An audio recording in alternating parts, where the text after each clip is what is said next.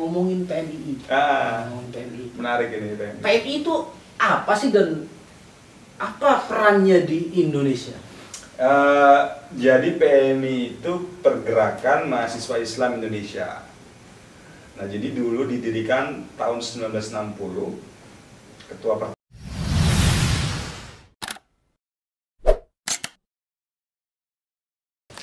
Assalamualaikum warahmatullahi wabarakatuh. Alhamdulillahirabbil alamin. Sodik, kembali tayang lagi, kembali membuat konten lagi. Kali ini, pada kesempatan kali ini alhamdulillah Sodik bisa sowan di dalam Gus Abe atau Kang Abdullah Syukri. Beliau adalah Ketua Umum PB PMII masa khidmat 2021 sampai 2024. Luar biasa sekali. Beliau adalah sosok pemuda, sosok putra kiai panutan. Beliau ini adalah kakak saya.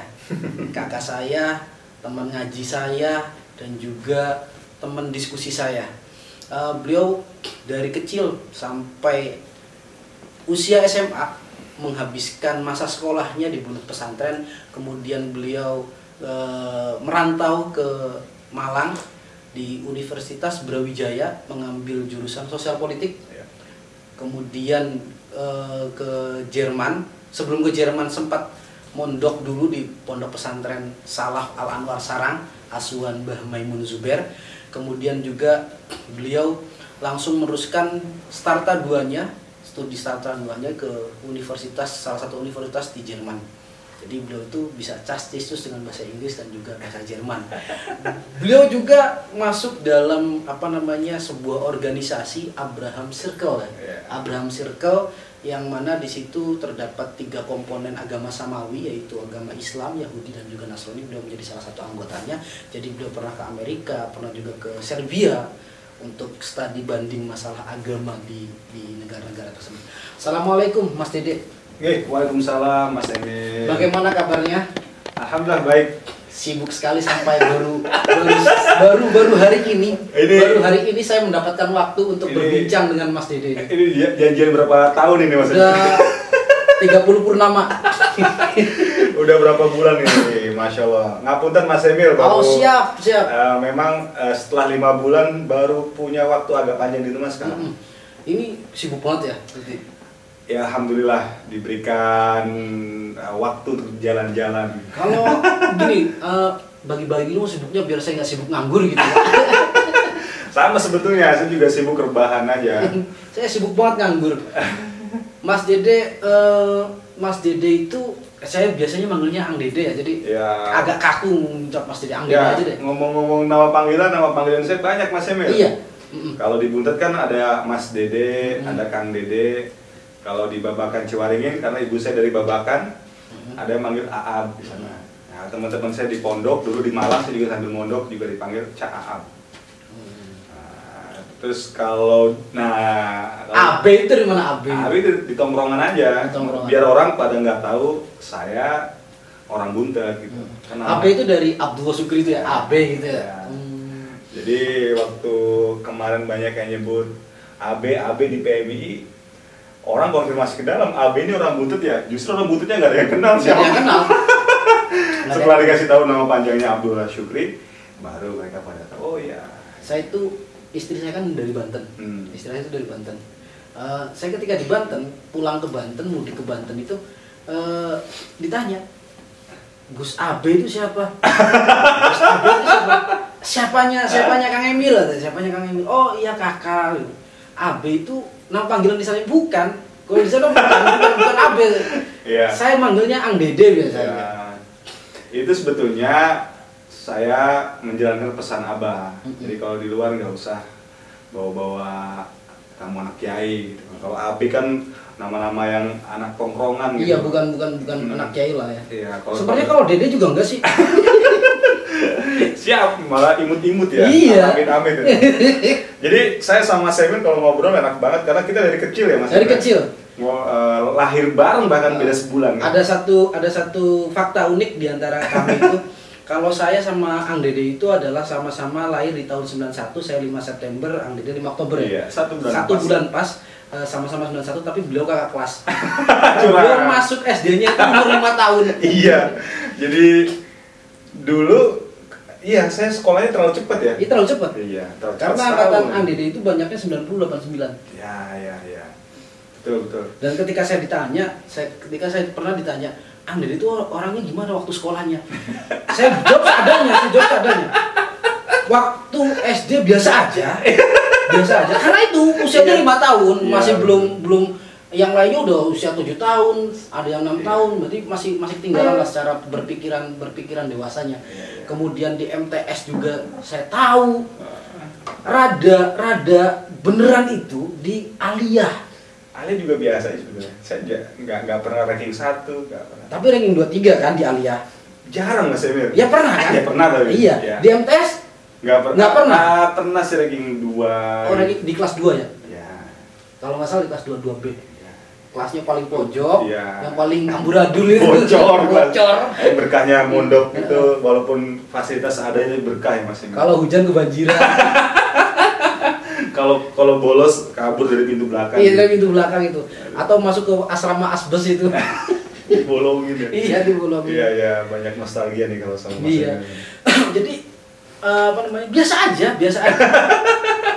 Saya tanya, jawab seadanya, biasa aja waktu sekolah. Pernah mendapatkan ranking itu beberapa kali. Kayaknya pintar saya lah kayaknya. Bolosnya juga pintar Mas Emil. Iya, boleh pintar saya. Saya itu jeblok sama Ang Dede. Itu di kelas 1 Aliyah, kelas 2 Aliyah. Sisa dari situ saya itu ranking 2, ranking 3.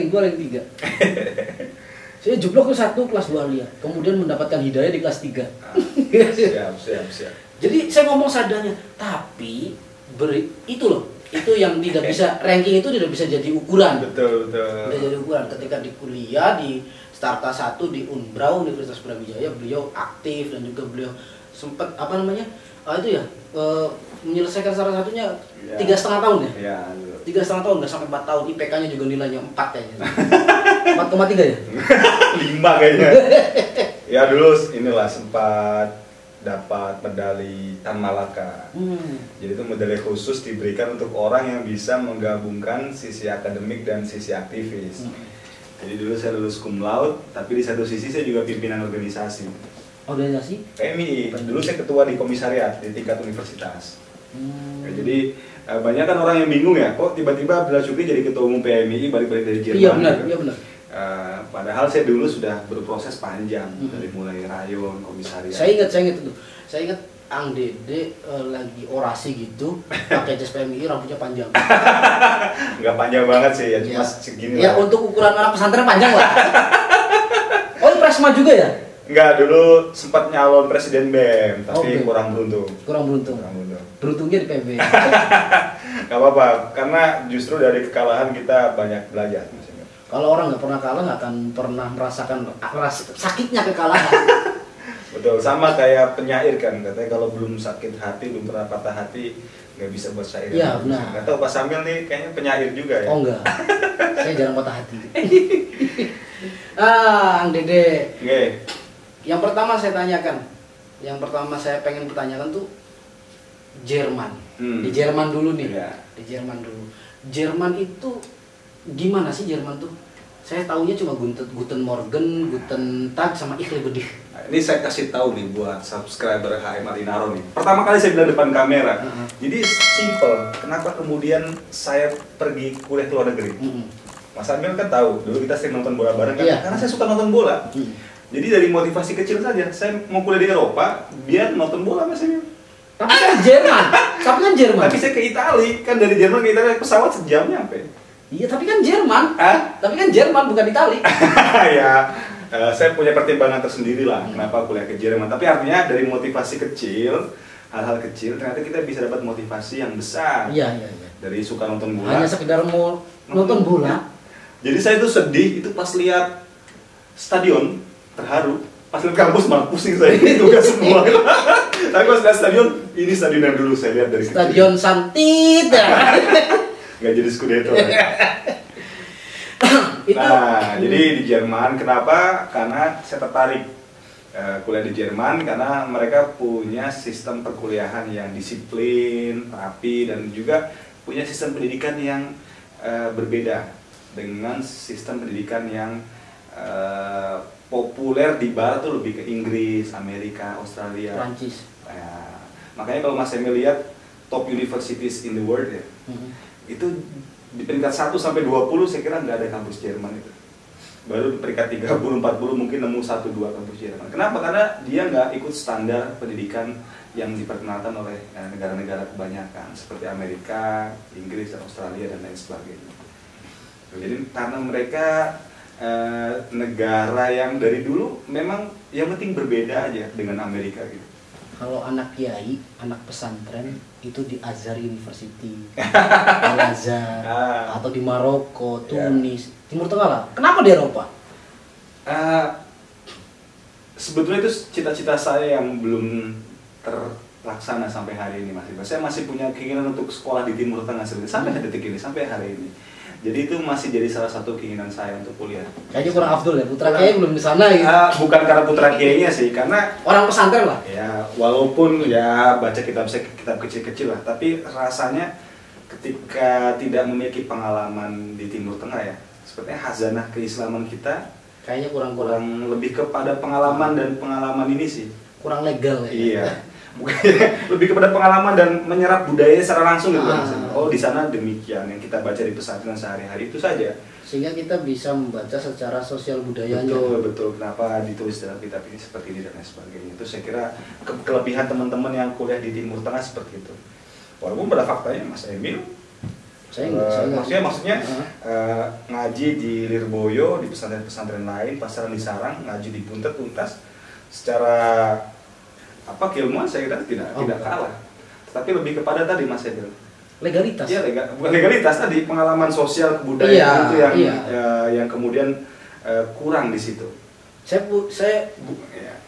merasa ya, saya 40 hari ketika berhaji pun saya ada banyak kan? Ada mengubah pola pikir saya ketika membaca kitab, mengubah banget itu. Ternyata orang Arab begini begitu dan lain sebagainya. Sama mungkin sebetulnya apa yang saya dapat dari Jerman mungkin tidak lebih dari secara keilmuan ya, secara pengetahuan mungkin tidak lebih dari apa yang didapat teman-teman yang kuliah di Indonesia. Karena sama kuliahnya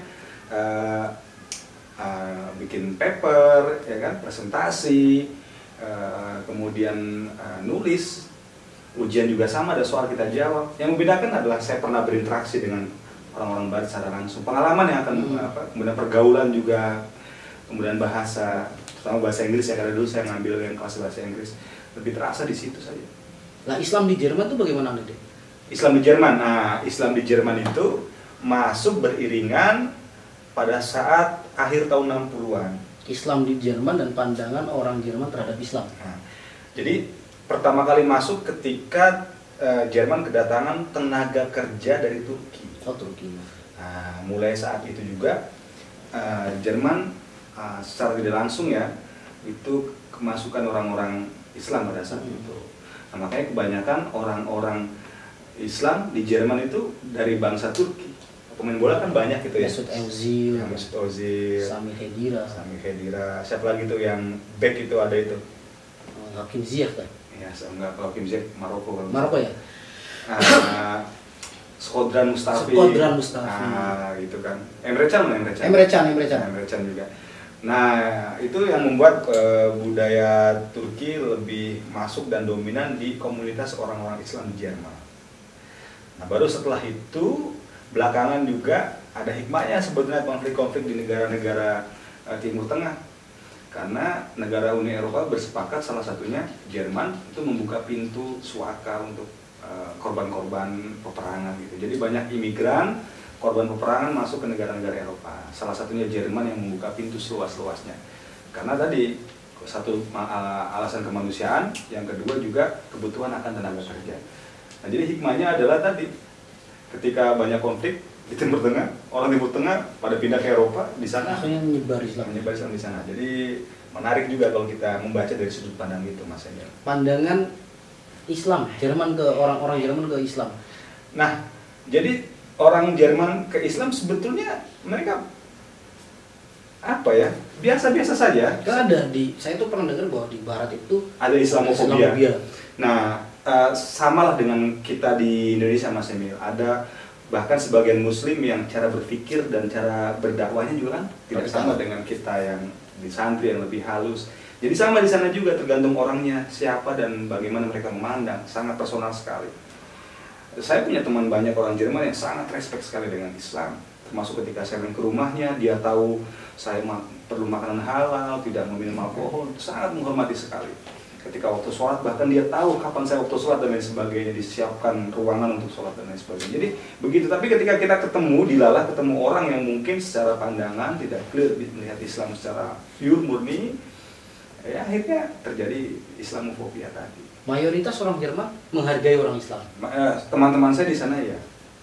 Nah, tapi memang kebetulan studi saya ilmu politik, ada Linier berarti ya, satu S2-nya. ya, jadi ada tren belakangan itu menguatnya sayap kanan ultranasionalis di beberapa negara termasuk di Jerman.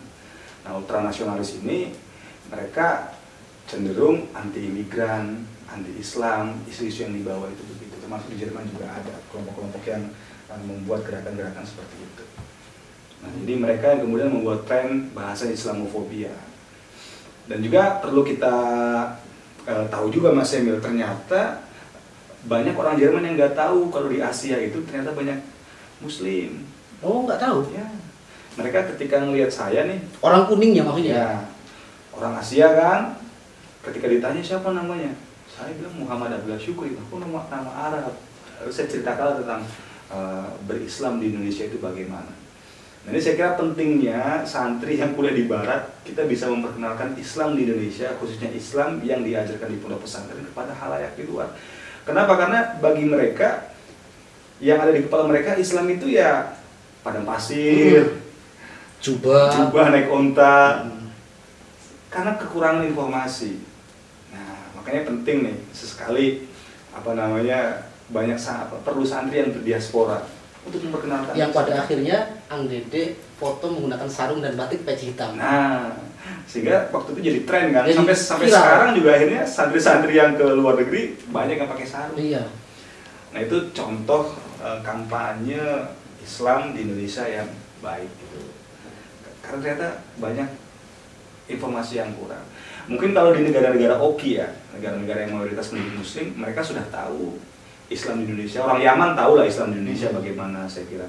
Orang Malaysia tahu lah. Tapi kan orang Uruguay, orang Argentina tahu nggak ada Islam di Indonesia? Saya kira mereka kurang informasi. Ekuador, Juan Cuadrado itu. Begitu. Boleh dicek di Instagram saya atau di Facebook. Dulu saya pernah ngupload. Ini karena masih suasana Idul Fitri juga. Saya foto begini nih Mas Emil nih, sama teman-teman di Jerman. Saya bilang, ayo dong foto. Ein foto machen gitu, buat satu foto zusammen bersama-sama. Kenapa? Saya bilang di Indonesia ada tradisi untuk foto keluarga. Saya bilang saya nggak punya keluarga di Jerman, jadi bisa nggak kita foto bersama-sama? Ternyata mereka mau. Dan kenapa begini? Kata mereka, ini budaya di Indonesia mengucapkan selamat Idul Fitri dengan mohon maaf lahir batin. Saya bilang, satu kelas, saya sendiri yang Muslim foto begini dan jadi viral juga itu sempat. Itu lagi yang saya ingat itu Ang Dede pernah membuka diskusi di Instagram via Instagram dengan orang Afghanistan. Orang Afghanistan. Yang saya pengen tanyakan, gimana sih Afghanistan tuh di sana tuh? Nah, ini menarik ya.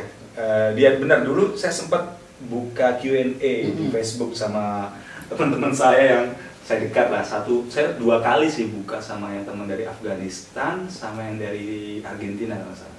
Ya, nah, kenapa saya menarik dari teman saya yang Afghanistan ini? Namanya itu siapa ya? Namanya Parwis. Parwis ini Muslim.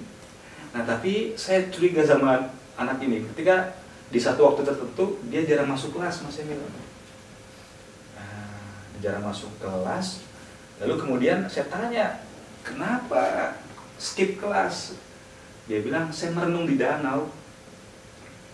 Kenapa? Barusan ada bom di Kabul. Kabul itu ibu kota Afghanistan. Terus teman saya beberapa meninggal. Dia shock gitu kan. Lalu saya sama dia diskusi lah. Emang gimana konteks Islam, politik, kesukuan budaya di Afghanistan itu bagaimana? Saya bilang. Dia bilang hampir 100% di Afghanistan itu Islam, Mas Emil. Dan jumlah sukunya itu tidak sebanyak di Indonesia. Tapi bayangkan ternyata itu tidak bisa menjamin sebuah negara itu aman. Makanya ini contoh ya tadi, contoh pengalaman baik kuliah di luar negeri lah, kita bisa menyerap informasi dari kebudayaan orang lain. Lalu saya refleksi, harusnya Indonesia bersyukur dengan 270 juta penduduk, lalu kemudian dengan 6 agama ofisial ya, dan ratusan agama penghayat, kepercayaan penghayat juga, lalu dengan jumlah suku yang banyak, ada yang bilang 800, ada yang bilang 1000 juga, mohon dikoreksi kalau saya salah. Tapi founding fathers negara kita bisa menjahit negara kesatuan Republik Indonesia, termasuk kiai-kiai kita yang menyepakati Pancasila, kalau bahasanya Mbah Mun, PBNU, Pancasila, Bhinneka Tunggal Ika, NKRI, dan Undang-Undang 1945. Nah itu akhirnya saya banyak ngobrol dengan dia, dan barulah kita bikin Q&A itu di Facebook waktu itu. Di Facebook apa aja? Di Facebook. Nah teman-teman bisa nonton tuh, cari aja di video di Facebook saya itu. Nah dulu kita bikin diskusi Q&A. Nah jadi beruntunglah kita ini orang-orang Islam di Indonesia. Bayangkan kalau terjadi seperti di negara-negara teman saya itu. Itu berapa banyak saudaranya yang meninggal. Berarti itu kan perang saudara ya? Iya. Itu perang saudara, perang agama, atau perang suku? Perang politik kekuasaan yang membawa-bawa agama, suku. Berarti menginginkan khilafah? Saya tidak mempelajari secara detail ya peta konfliknya di Afghanistan, tapi memang kelompok-kelompok seperti Al-Qaeda, Taliban itu ya? Taliban itu kan di sana itu. Lah kemudian masuk ke Abraham Circle itu, sampai nyanyi Santuna Fit Dunia di apa, di gereja apa di gereja itu? Di gereja apa tempat Yahudi itu? Sinagog. Enggak, itu di gereja itu. Tapi di depan Rabi Yahudi. Itu di Serbia itu. Di Serbia. Serbia itu pecahan Yugoslavia ya. Ya betul. Itu di Abraham Circle saya juga tertarik sih. Saya itu sempat ngambil S2 di UIN Bandung, jurusan Religious Studies. Jadi pelajaran agama-agama. Di situ kan ya pernah membaca satu materi, satu tulisan bahwa sebenarnya agama samawi yang ada di dunia ini sebenarnya Tuhan terbesar itu adalah sama, itu Allah. Saya pernah baca seperti itu. Islam punya Allah, Nasrani punya Tuhan Bapa ya, Tuhan Bapa atau yang kita artikan sebagai Allah, dan Yahudi punya apa? Yahweh ya, Yahweh itu juga Allah, Tuhan kita. Yahweh itu asal kata dari Yahuwah, yang artinya huwa itu Allah. Saya tertarik dengan Abraham Circle, jaringan Anda itu di Abraham Circle. Apakah memang seperti itu? Gimana? Jadi semangat yang dibangun di Abrahamic Circle adalah kita membuka ikhtiar atau usaha baru untuk menciptakan perdamaian di antara tiga agama Ibrahim yang selalu dikaitkan dengan konflik-konflik tertentu di negara-negara tertentu juga. Ini pendekatan baru. Mengapa? Karena kalau Mas Emil baca itu sejarah panjang tentang fakta-fakta perdamaian, perjanjian-perjanjian perdamaian itu sudah ditulis atau sudah diadakan pertemuan puluhan bahkan ratusan kali semenjak dahulu untuk mendamaikan konflik-konflik di negara-negara tertentu. Nah, di situ bisa kita ambil pelajaran bahwa sebetulnya di tataran elit itu sudah selesai. Mas Emil sering lihat bukan? Sering pemuka-pemuka agama bertemu di satu forum, entah itu diadakan oleh UN, PBB ataupun diadakan negara-negara tertentu sebagai hubungan multilateral antar negara. Maka pelajaran yang bisa diambil adalah ternyata antar elit itu sudah bertemu gitu, pemuka-pemuka agamanya. Kita bicara pemuka agamanya, bukan pemimpin politik. Tapi ternyata masih banyak kesalahpahaman di grassroots yang selalu mengaitkan satu konflik tertentu adalah karena konflik agama. Padahal itu konflik politik, kekuasaan, ekonomi, dan lain sebagainya yang di dalamnya diputar-putar, diubek-ubek dengan isu-isu agama. Nah, makanya program Abrahamic Circle ini kita mengunjungi satu komunitas dengan komunitas yang lain untuk melihat pandangan tentang keagamaan mereka. Jadi saya ke Serbia itu saya tinggal di komunitas Kristen Ortodoks. Saya melihat bagaimana mereka menjalankan ibadah mereka, memberikan pelayanan kepada umat mereka, bagaimana pandangan mereka terhadap Islam, Indonesia, terhadap Yahudi, dan lain sebagainya. Karena ada juga cerita tentang Yahudi dan Islam secara spesifik di Serbia. Kalau diceritakan panjang. Juga sama ketika di Amerika Serikat. Saya tinggal di komunitas orang Yahudi, saya melihat bagaimana mereka beribadah, mereka bersekolah, mereka membuat kegiatan dengan umatnya. Juga sama mereka kebuntet juga. Mereka melihat pondok pesantren dan lain sebagainya. Contoh hal yang menarik, mereka mengira pola pendidikan seperti di pondok pesantren itu pola pendidikan yang mengerikan, kata mereka. Bagaimana mungkin anak usia muda kan sekolah, lalu kemudian dititipkan di satu lembaga pendidikan jauh dari orang tuanya dengan peraturan yang sangat ketat. Melanggar HAM banget. Karena dia, si father ya, pendeta dari Serbia itu punya teman. Dia punya teman, mantan mufti Islam di Serbia itu, jadi salah satu dubes di salah satu negara yang mayoritas Islam di Timur Tengah. Lalu kemudian dia moto salah satu kegiatan belajar mengajar ala pesantren lah, malah di sana. Lalu anak-anaknya gak ada yang senyum, tegang gitu loh. Jangan-jangan pesantren itu begini. Ternyata pas nyampe buntut ya, santri cengar-cengir, hahihi, nyeker, lari-lari nggak pakai sendal dan sebagainya. Itulah membuka juga mata mereka bahwa ini loh cara Islam diajarkan di Indonesia seperti ini, di pesantren, di akar rumput. Begitu juga sebaliknya ketika saya di sana. Saya ada pandangan lain tentang Kristen Ortodoks, ada pandangan lain tentang Yahudi dan lain sebagainya, yang mana sebelumnya kita ada prasangka, ada prejudice, ada prasangka, oh orang jangan-jangan orang Kristen begini, jangan-jangan orang Yahudi begini. Walaupun kita kalau bicara dalam berbagai macam sudut pandang dan konteks akan banyak jawaban dan pendapat Mas Emil, tapi lebih kepada tadi loh, pengalaman bertemu langsung dengan orang Yahudi, orang-orang Kristen di negara-negara tadi, ternyata jadi kita punya pandangan baru tentang mereka. Nah itulah pendekatan baru yang dilakukan oleh Abrahamic Circle tadi. Kita langsung bertemu dengan pemimpin-pemimpin agamanya di sana. Kenapa namanya Abrahamic Circle? Abrahamic kan Ibrahim. Ya, bisa kan lingkaran. Jadi apakah tiga agama itu memang dari Nabi Ibrahim?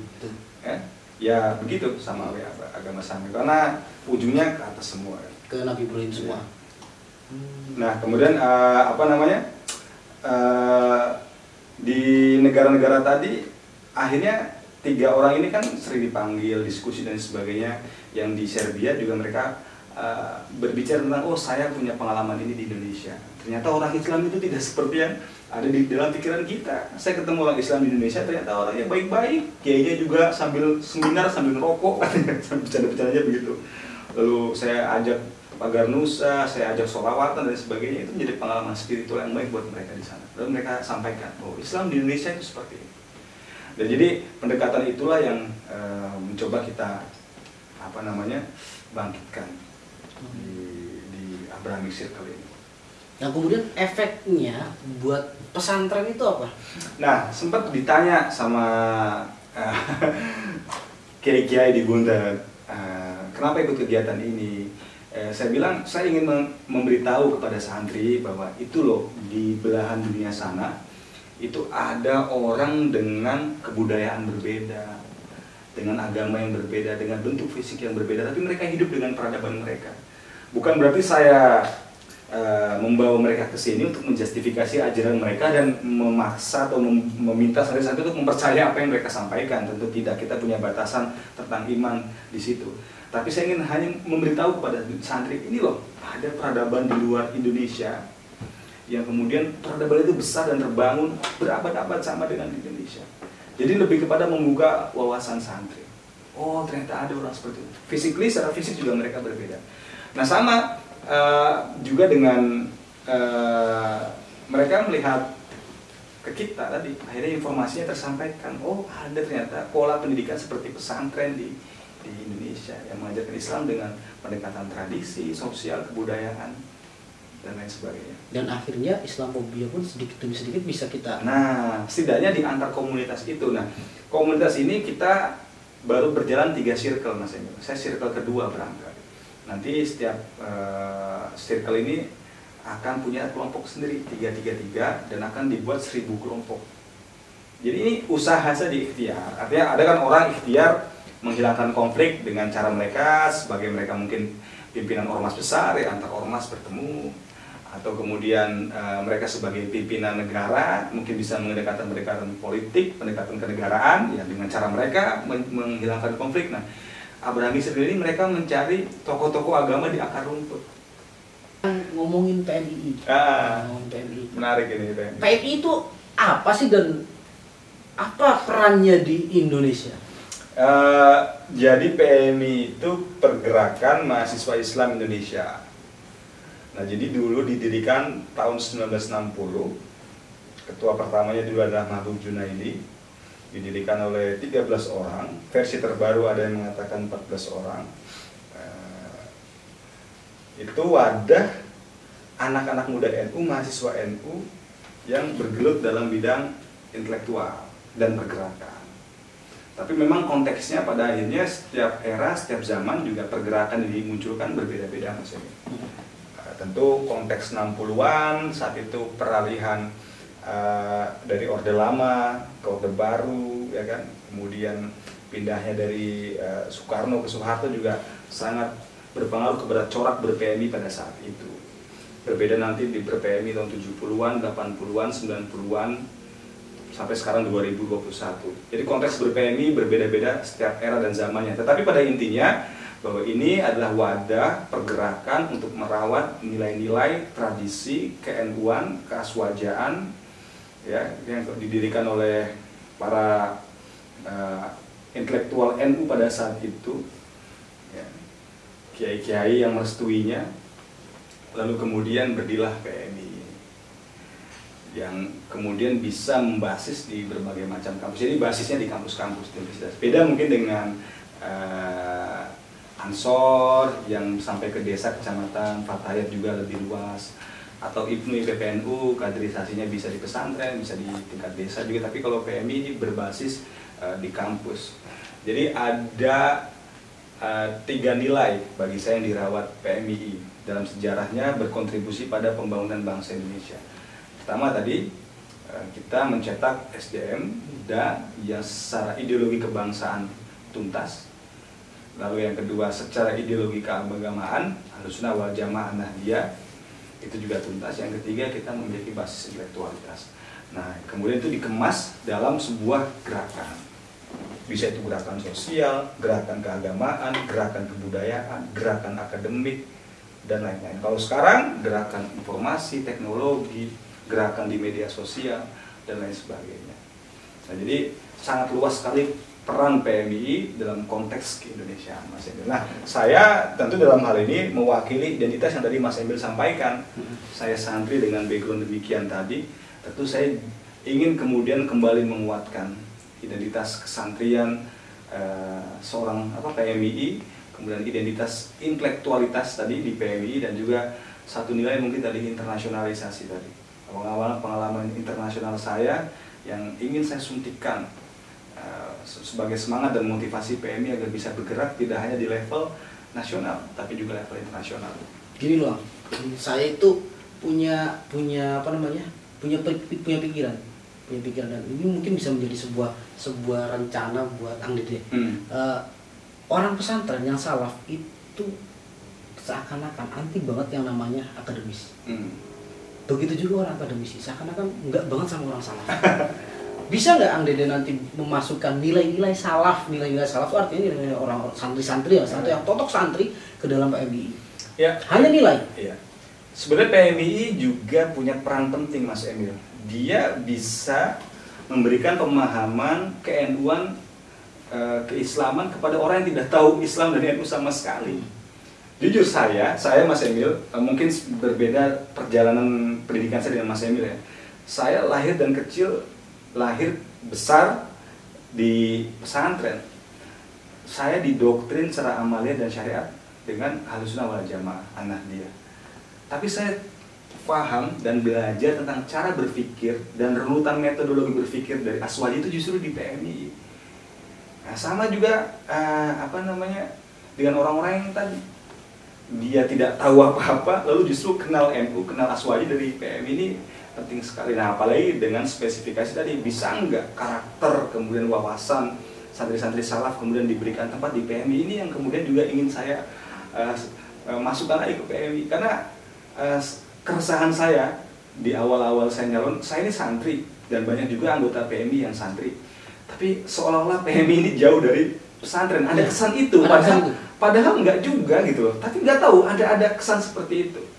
Nah maka dari itu saya ingin sekali kemudian membawa khazanah pesantren masuk lebih dalam lagi ke PMI. Tentu tanpa menghilangkan karakter asli PMI yang tadi intelektual, aktivis gerakan, peduli dengan masalah di sekitarnya dan sebagainya. Nah, makanya saya pengen sekali mendekatkan minimal soal aktivitas PMI ke kiai-kiai, kemudian melaksanakan tradisi pesantren seperti ziarah kubur, kemudian tahlil diperbanyak di kampus-kampus dan lain sebagainya. Dan juga nanti saya juga pengen membuat lembaga kajian Basul Masail atau kitab kuning juga di tingkatan PBPMI yang bisa membaca atau memotret masalah kekinian dengan sudut pandang santri salaf, tetapi melalui pisau analisis PMI. Itu keren itu. Nah itu saya kira juga akan, nah maka dari itu nanti akan memberikan panggung kepada kader PMI yang berasal dari pesantren. Nah, ini cara ber-PMI kita santri yang di PMI. Oh, saya punya panggung berarti. Boleh Mas Emil kalau ikut Mapaba rekrutmen. Nah jadi itu tidak hanya saya lakukan di segmentasi santri juga, karena PMI juga mengembangkan basis ilmu pengetahuan di berbagai macam. Karena kader PMI ada yang jurusan biologi, ada yang jurusan kimia, ada yang jurusan kedokteran, ada yang jurusan IT, jurusan sosial, politik, keagamaan. Kita juga akan memberikan dimensi kaderisasi, dimensi gerakan dalam sudut pandang ilmu pengetahuan yang masing-masing kan. Nah, jadi itu yang akan membedakan organisasi PMI dengan organisasi gerakan yang lain. Karena ada organisasi yang jumlahnya banyak kadernya, tapi bisanya hanya gerada-geruduk saja. Tapi PMI punya basis massa tapi intelek dengan berbagai macam ilmu pengetahuan yang mereka miliki. Nah, saya di sini tadi mewakili santri yang aktif PMI, tentu khazanah kepesantrenan akan saya maksimalkan di PMI. Tentunya juga dimaksimalkan dengan khazanah keilmuan pengetahuan umum lain yang dimiliki oleh kader-kader PMI. Jadi minimal nanti akan mesra kembali PMI dengan pesantren. Sama juga ada beberapa masukan karena mereka tahu ya. Oh, sekarang ketua umum PMI-nya santri betulan nggak santri tulen. Beberapa kiai kontak saya, ini mohon izin Mas atau Kang, PMI di pesantren agendanya tolong dibedakan dengan PMI di kampus yang lain. Kalau PMI di kampus yang lain kan mereka punya waktu luas ya untuk kemudian berkegiatan sampai malam dan lain sebagainya. Tapi di PMI yang ada di pesantren, di Buntut sendiri kita punya 2 komisaris Mas Emil. Ya saya bilang jangan ngikut PMI yang coraknya beda dengan di pesantren. Kalau kalian waktunya ngaji lah. Itu cara kalian ber-PMI sih. Kalau semisal bikin kegiatan yang harus menginap 2 hari, 3 hari, 2 malam, ya kalau memang nggak bisa dibuat yang sekiranya tidak usah menginap, pagi sore pulang. Yang penting kemudian secara substansi nilai, nah, itu kan tinggal teknis saja. Nah itu ya saya kira yang di beberapa pesantren masih ada kesalahpemahaman memaknai itu. Jadi tinggal racikannya saja sebetulnya Mas Evi. Saya tadi bisa ber-PMI dan masih sekarang alhamdulillah diamanahkan. Nggak tahu alhamdulillah atau innalillah ini jadi ketua umum di PBPMI. Saya masih bisa berkegiatan mengasuh pondok pesantren di Cirebon di Buntut ini. Sudah diajarkan di pelatihan formal tadi di kehidupan kegiatan di rayon, di komisariat dan lain sebagainya. Dan setiap materi di Mapaba, PKD, PKL dan PKN itu selalu ada materi aswaja. Dan diskusi rutin aswaja itu selalu ada di PMI. Nah tapi kembali lagi tergantung konteks situasi rayon dan komisariatnya. Tidak mungkin kemudian teman-teman yang di jurusan pertanian atau di jurusan ekonomi kita suruh mereka belajar aswaja secara mendalam dan mendetail. Cukup pengenalan di awal yang penting mereka tahu sejarahnya secara umum, nilai-nilainya, value-nya seperti wasatiyah yang i'tidal, tasammu, tawazun, kemudian tidak harus mereka paham detail. Tapi kalau mau paham detail, alhamdulillah. Nah ini akan berbeda dengan konteks teman-teman yang jurusannya di kampus UIN yang fakultas keagamaan, seperti jurusan syariah, kemudian dirasat Islamiyah, ya, kemudian jurusan tarbiyah dan sebagainya. Memang butuh pendalaman lebih tentang keaswajaan. Maka mereka dituntut untuk paham untuk lebih dalam. Kalau di dalam sepak bola, di Liga Indonesia, di Liga Indonesia itu ada duel klasik Persib Persija. Di Italia ada Derby d'Italia, Inter dan Juve. Iya. Di Spanyol ada El El Clasico, Clasico. Barcelona vs Real Madrid. Pergerakan mahasiswa ada PMII dan HMI. Ini pertanyaan terakhir saya. Bagaimana tanggapannya? Ya, kita apa ya, fastabiqul khairat Mas Emil. Kita berlomba-lomba dalam kebaikan. Jadi HMI, PMII ini sama-sama anak muda di Indonesia yang merawat kebangsaan, kemudian mengembangkan SDM anak muda dengan caranya masing-masing. Kemudian juga walaupun dengan sudut pandang dan ideologi cara berislam yang berbeda. Walaupun kemudian faktanya juga banyak teman-teman NU yang berhimpun di HMI. Nah, tapi kemudian bagi saya yang orang pesantren ya, yang jelas sama garis perjuangannya dengan apa yang saya dalami di pesantren ya, pergerakan mahasiswa Islam Indonesia. Ya, mungkin teman-teman yang berhimpun di HMI tadi ingin memiliki wawasan yang sedikit berbeda, kemudian sudut pandang ilmu pengetahuan juga yang berbeda, tapi nanti juga pada ujungnya sama. Kita berjuang untuk NKRI, kebangsaan, dan juga basisnya masing-masing sama di kampus. Intinya tinggal bagaimana kemudian kita menghayati itu. Tapi tidak mengkafirkan ya? Tidak. Ya, kita masih sama-sama mahasiswa yang nasionalis, Mas Emil. Walaupun kemudian dalam beberapa titik mungkin Mas Emil melihat tadi ada bahasanya tadi derby atau El Clasico dan sebagainya. Saya kira itu ekspresi anak muda yang kemudian masih ingin mengekspresikan seluruh gagasan dan gerakannya melalui kontestasi politik kampus dan lain sebagainya. Saya kira itu hal yang wajar. Satu proses yang harus dilewati, bagaimana seseorang bisa menjadi pemimpin yang baik dan lain sebagainya. Nah, satu lagi, saya tuh baca sebuah berita Kongres PMII kemarin ada kerusuhan. Itu nyatanya gimana? Ya, saya kira bukan kerusuhan ya, tapi euforia saja ya? Euforia, semua orang ingin dilihat ekspresi mereka dalam bergerak ber-PMII, dan relatif safe Kongres PMII kemarin. Hanya memang sedikit molor dari jadwal yang sudah ditetapkan, tetapi kalau misal ada sedikit clash, saya kira itu hal yang wajar selama tidak ada pengerusakan atau sampai kemudian melakukan tindakan kriminal lah. Saya kira semua masih dalam batas yang wajar dan baik. Dan kemudian kita membuktikan bisa menyelesaikan kongres dengan baik, dan juga pada akhirnya semua menerima hasilnya juga dengan lapang dada.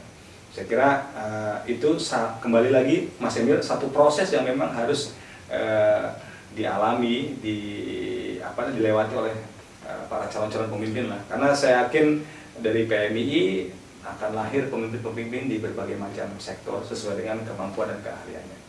Oke, terima kasih atas waktunya. Ya, ini ngobrolnya luar biasa, panjang lebar. Saya kira ngobrol 2 jam 3 jam juga nggak akan selesai. Nggak selesai.